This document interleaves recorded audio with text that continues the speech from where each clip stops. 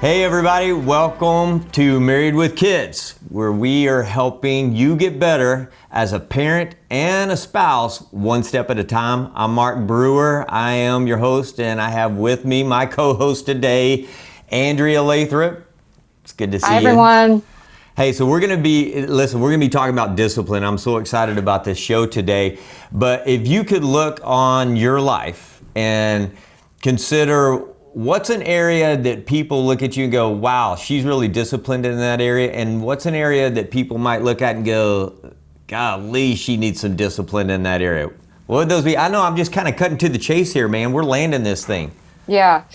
Okay. So I would say an area of strength for me with discipline is probably the habit of getting up early. I'm an early riser, of course, not naturally. I don't think any teenager or college student is, but I developed that habit and it has served me really well. Like my routine in the morning and getting up early. So I feel good. Oh, and you have a routine. I've lived at your house at some points along the way. Yeah, don't mess with it, ideally. So I would say this is hard to say, but if there's an area that could improve, I am still trying to really adopt the kind of that mantra of like early is on time thing. Okay. What in the world? I can't believe you just admitted that finally, and you did it on the podcast? Okay. This is fantastic. Because I'm going to give just a quick explanation that this is not a defense as much as just giving more context. I can sometimes run late for two reasons. One, I'm trying to get more things done. So as opposed to imagining me napping or like scrolling through social media, like I'm trying to pay a bill or clean that thing up or before I go. And then the other reason is because I'm trying to be present with people. So so you're trying to be present with those other people instead of being present with the people that you scheduled an appointment with. No, that's okay. I get it. No, that helps me. I'm going to let you off the hook. What about you? Okay, exactly. I'm letting you off the hook a little bit. I think if there was something, and it's sad because I really feel like this is a strong discipline of mine, that when I come into the house, I put my keys in the same place, my wallet in the same place, my phone in the same place. And yet, still, with that extremely powerful discipline that I have to do that, I still find myself periodically asking everybody at the house, where has anybody seen my keys? Hey, where are my keys? Where is my phone? And I'm going, how did that happen? Because I'm so good at it. And yet I must not be that good at it because I still have to ask the question. And my family gets mad at me all the time because I will typically blame everyone else. I noted.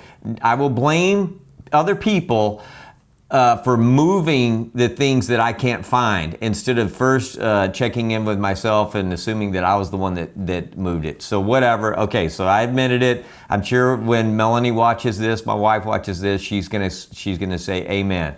But I think that when people look at me and talk to me, for some reason, there's this idea of, oh, you must be really disciplined in your fitness life. And it probably is true. But it probably started more as a discipline of, hey, I want to get in shape, I want to stay in shape. And now it actually is just really comforting to me. And it's become even more than a habit. It's almost a coping mechanism that, hey, I really need to have this in my life. It's part of how I comfort myself. And, I guess all disciplines at some point could become that. So we've got a great guy that's going to be joining us here in just a couple of minutes. And it's going to be fantastic. Man, what a great leader, strong leader. And he's coming up next to unload some great truths about discipline. We'll be right back with the interview portion of today's episode. In the meantime, we want to hear from you. If you have a topic or question you'd like us to address in the show, you can submit that by clicking the link in the show description. And don't forget, every submission is an entry into our weekly giveaway. So click that link and tell us what you think. It's so fun to have James Duvall with us today. James is the executive director of ministries at an amazing church in South Florida called Christ Fellowship Church. They have 13 locations and over 30,000 in average weekly attendance. It's a really special place. And so, but what I also love about James is how much he loves his wife, Lisa, of 27 years. and he has three amazing children, two adult children and a teenage daughter still at home. And so, James, it's such a blessing and a privilege to have you with us today to talk about the subject of discipline. Well, thank you. I'm so glad to be here and appreciate the opportunity to just come and be a part of this. Yeah, this is going to be fantastic. And there's a lot of people at many different levels in organizations, and you don't get to the level of influence that you have at this point in your life haphazardly. And a lot of that's by design, and I'm sure discipline had some real key influence in that journey as well. So thanks for being here, and we're going to pitch maybe 2 or 3 key questions to you, and you can just kind of unload on us, and we may interject a little bit here. But the first one really is this, and it's, why would you consider discipline to actually be an important part of your life and your journey? Yeah, it's a great question. I think early on in my leadership and in my relationships with my wife and my kids, I probably wasn't the most disciplined person. I had a lot of kind of innate leadership abilities and some skills, but really never harnessed them with discipline. And probably about 10 years ago for me was really kind of the turning point where my own personal discipline became really a focus of my life. And what I started realizing is that, my disciplines actually were the things that were going to allow me to accomplish the goals I had set before me. So I had goals, but really without some real serious discipline or habits in my life, there was no way to get there. They became kind of the bridge between what I wanted to accomplish and where I was. And I've just learned more and more that really discipline is the price you pay for success. And one of my mentors, I've never actually met him, but I've read about everything he's written, is Jim Rohn. And he says that an ounce of discipline outweighs a ton of regret. And it's far better than a ton of regret. Love that. So for me, it was just beginning to understand that it was the disciplines that I was putting into my life that were making the difference, really as a leader in my home, a leader in the church, in relationships, and being able to have increasing influence over time. So I'm a real proponent of helping teach leaders and teach people how to create disciplines in their life. And one of the principles I've been just trying to apply recently is this idea of systems in my life. And one of the things I've come to believe is that the depth and breadth of your influence will really be determined by the strength of your commitment to your personal habits and disciplines. And so, as leaders in our home, as a mom or a dad, as leaders in business or in church, really, influence is really what gives you the platform to lead. And the level of your influence is really going to be determined by your self-leadership and disciplines. And I really love that. Hey, so you made a statement. I think I heard you say about 10 years ago, you really started having some breakthrough with this discipline concept in your personal life. So if you could tell us one thing that everybody knew about you prior to 10 years ago, where they were going, golly, he needs to get some discipline in this area. What would have been one of those things that everybody knew about you that maybe you didn't know about you? Yeah, really, I just lacked a lot of self-awareness. And it was through, I call it my ministry blow up or my leadership blow up. There were things that were said about me, like people would come to my wife and they'd say, hey, is James okay with the kids at home? And she'd like, yeah, he's great. And I didn't know what they're talking about, but I started realizing just through some self-discovery that my personality, my style, I don't leverage naturally empathy.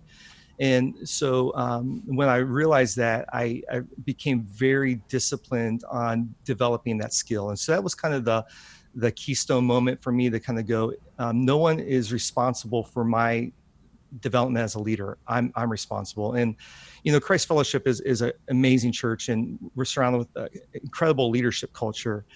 And I was just telling somebody the other day that, early on in my leadership, I actually believed that I could develop as a leader just by osmosis. If I'm around other leaders, then I'm just going to continually grow. And that's just not how leadership happens. It had to become my decision to make a change. So it really started with that decision. It's like, I have to develop my own leadership. Empathy was one of those skills. I became very disciplined in developing that skill of emotional intelligence. And that began to unlock a lot of other areas of my life that there were some leadership lids, but I wouldn't be leading at the level I am. I don't think that my family would be as healthy as it is if I, wouldn't be as committed to my daily disciplines and routines.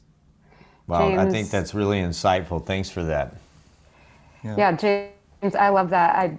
I've known you now for a little over 5 years, and I feel like I've benefited from the journey you've been on. And I have a question about you said the word systems, and I think all three of us are David Allen fans and the getting things done kind of methodology. Because I remember reading that about 12 years ago on maternity leave with Parker and going, oh my goodness, I'm making so many commitments to myself and to other people that I'm not writing down, capturing in a system. And then I had used different systems at times, but not, I had to figure out kind of one that I would actually use, I would actually see, would kind of actually help inform my decisions.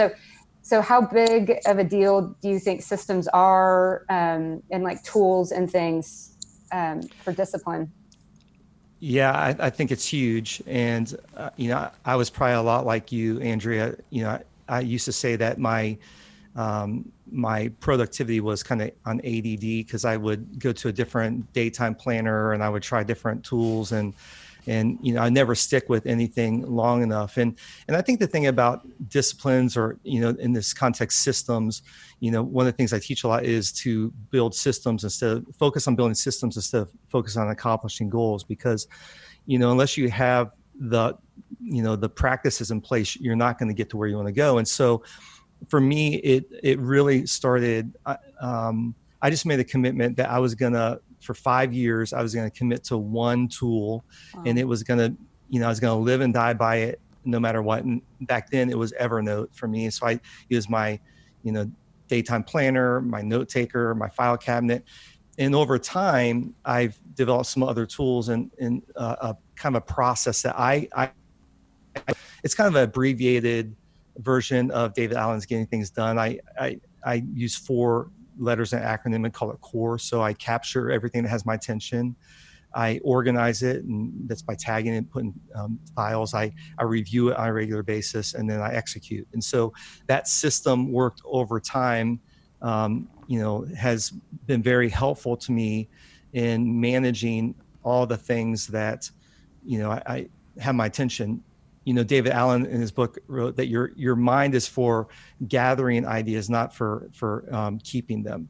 So too many times, too many people drop balls because they're trying to remember too many things, and our brain just isn't created to have that much information and try to maintain. So, I'm a huge tool fan, and you've been around me. You've probably heard me teach about it multiple times, and for the last several years, I've been using the same tools, the same system, and kind of tweaking it and refining it as I go. We hope you're enjoying this episode of Married with Kids. You can find more information on today's guest in the show description. And if you want to stay up to date of episode releases and new information, make sure to click that subscribe button on our podcast or YouTube page. And now, back to Married with Kids. Man, that's fantastic. I love that core concept there. Thank you for sharing that. And I'm thinking, okay, so you've been raising these kids. You've been married 27 years. Are there times when you think that setting a good example of discipline is beneficial for your kids? And if so, how does that work in your life? Or what are you seeing right now? So you've got a lot of experience. What are you seeing now in that area with your kids? Yeah, I think a couple things. My oldest daughter is 24, and she's amazingly talented, creative, very logical. She's probably wired a lot like me. And, if there's a regret, that I have, not like I'm sad about, but if I could go back and do things over, we got married when we were really young. Then we had Alex, our oldest daughter, pretty quickly. And so my wife, Lisa, and I have kind of really grown up with our oldest daughter, like many people, your first time having kids. Yeah. And so there's probably some things that I wasn't as disciplined in my time and my management of time early on. My wife Lisa and I were just reviewing recently a time that when I came to Christ Fellowship, I was 25, 26 years old. And we had, Alex was young, and there was a time that Lisa came to the office to see me, and she found me kind of just joking around, hanging out with some guys and in the office, not really, working. And she made the statement to me. She said, "Hey, when you're at work, you need to work so you can come home and be the family." And that was kind of, it really stuck with me even to this time, because I think up to that time and even after that, I really struggled with the putting my priorities in place of what took first place. And I think so many times, especially as ministry leaders, if we're not careful, our vocation can sometimes take the priority of our family. And so probably as my two oldest kids didn't see the best side of me all the time, but I do know that they have experienced that over the last 10 years or so. And I think a lot of what they've seen in me as a leader has kind of affected how they go about their life. They're both very productive adults. My daughter runs her own business, and my son is, a hard worker. And so they see that. I think our youngest daughter, Adeline, probably sees it more, just because, a lot of my routines and so forth are very kind of ingrained. And so she sees those things, and we talk about those things. I think early on, maybe when I learned something, I would try to kind of hammer it into the kids. And now when I learn something new and, I'm growing as a leader, it's more of a conversation. And so I'm a little bit better about that. But I do think our kids see us and they watch us, Yeah. Hey, tell me again, because listen, this is so helpful, because I promise you right now, there are moms and dads that just heard what you said. Well, with my younger daughter, we've become a little more conversational, but with the older kids, I felt, now looking back, there was a little more hammering. What did that look like? So for you to kind of hammer it into them, give us one activity that would kind of exemplify that to help someone else that may be in that season as well. Yeah. Well, with our oldest daughter, we would get her in the car, and as soon as she had her seatbelt on, that's when we would begin instructing her. And so she never wanted to ride. She didn't want to ride in the car with us because she knew that was where it was going to be, and then that's where we did our discipline. But I think one of the discoveries in parenting for us, I had an opportunity when Alex was about 15 years old to go do a week-long experience with her, like a father-daughter camp. And I learned this whole idea that of the journey of transition and moving. There's seasons of parenting that as a newborn, you're the caregiver, and then from 5 to 12, you're probably the cop, and you're saying no and don't do that. You're trying to teach that, and I think one of the things that I learned just in discovery was that I transitioned too late between cop and coach with my oldest daughter. And so when I should have been coaching and coming along and having conversation and helping her come to the discoveries herself with some guidance, I was still copying and trying to bring learning as discipline or instruction instead of helping her begin to make decisions for herself.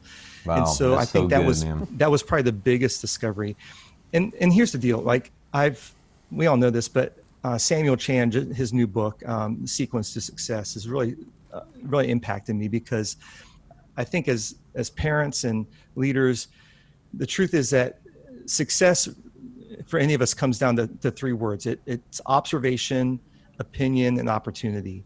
And people are observing our behavior. They're observing how we live our lives. They're forming opinions about us, and then they're going to give us opportunity or not give us opportunity based on that. And our kids are doing the same thing. And many times we don't think they're watching, but they're observing, and they're forming opinions about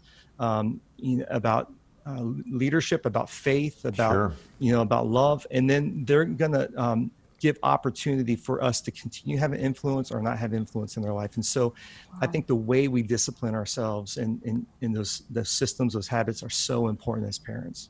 That's so good. So how's that playing out in your marriage? So that's the biggest, longest, closest relationship you've had in this discipline journey. What are you seeing the impact is there, and how's that working in that relationship? Well, I have to say, I'm beyond blessed because I have an amazing wife, and she has put up with me, Andrew, she's amazing. And she, compliments me very well where I, don't leverage empathy. She is, the queen of relational harmony.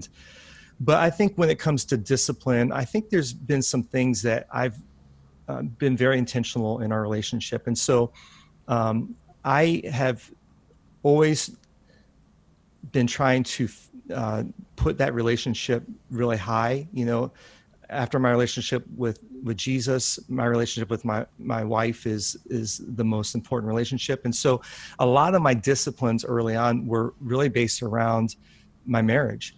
And so I would create practices and systems to make sure that I was speaking Lisa's love language, that I was, doing things that would build into her and give her space to kind of pursue her dreams. And so, it sounds kind of funny, but, I still to this day have a flower day in my calendar just to remind me to, get flowers for her. So, so some of those things are very systematic. I don't, if there's a special day, there's one day on my calendar that, it's kind of a moment in time that I realized I missed a very significant, impactful event that took place in my wife's life. And there's about a year that went by that I missed it. I didn't realize it. And then I started just like, I'm not going to miss this again. So I put it in my calendar, and that became my system to remind me a couple of days out, you need to be intentional and remember these things. So I like the idea that success in anything is progressively realization. It's a progressive realization of an idea, of a worthy ideal. And, successful people do what unsuccessful people are not willing to do. And I think marriage is maybe the most worthy ideal. It's divinely inspired. It's God's design. And so if I want to be successful in my marriage, then I have to constantly do the things that people who don't have successful marriages are unwilling to do. And that requires discipline. It requires commitment. And I think in any marriage, any situation really, no success is immediate, no collapse is sudden. And it's really the compounding effect of the disciplines we do or the lack of disciplines that we have in our life that affect our marriages. I thought I just heard you say that marriage actually takes work, but you may not have said that, but it sounded like that's what you said. And wow. That's surprising for some of us. James, I love your intentionality around calendaring things and again, using systems to kind of undergird. And I was thinking about how these like hidden daily decisions that really people don't really see or applaud, they're kind of hidden, but they build the foundation of our life that hold, all of our roles and relationships on top of. And I just want to honor you again and just say thank you. Thank you for your investment into my life. Thank you for coaching me. And I wanted to say this at the top. Thank you for being a brother to me. I just treasure you and Lisa so much. And I know that you've given the people listening to this today just gold. For sure. Encouraging this has been next amazing steps. So thank you so much for being with us today. Well, thank you, Andrea. We love you and Justin, and thank you guys for having me. And I'm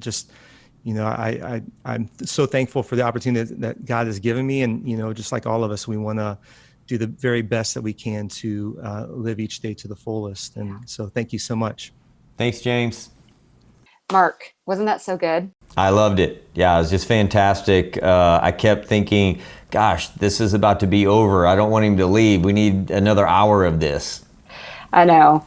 I think a takeaway for me is a habit that I know if I will execute it and stick with it, it really helps me with discipline and kind of staying on track is that weekly review and just having kind of a meeting with myself to review my commitments, my projects, even just thinking through like the roles I play and the hats I wear in life, and just kind of committing to the review process and being consistent with it. Yeah, and I was thankful that he even shared, hey, it's really been the last 10 years that he's gotten geared up. And I was thinking about all of the people that I have opportunity to speak into their lives and coach them, and how one of his revelations was around this idea of transitioning sooner into the coaching aspect of his relationship with his kids. And that's something that I want to make sure the people I'm influencing hear about that. I thought that was a great revelation. Yeah, so it was a great time. We had a good time hanging out, talking about discipline. Hard to imagine that you'd have a show about discipline, but we'd have such a good time. So thank you guys for joining in with us today. And again, man, you're on Married with Kids, where we are helping people get better in their marriages and in their parenting, one step at a time. We'll see you again next time.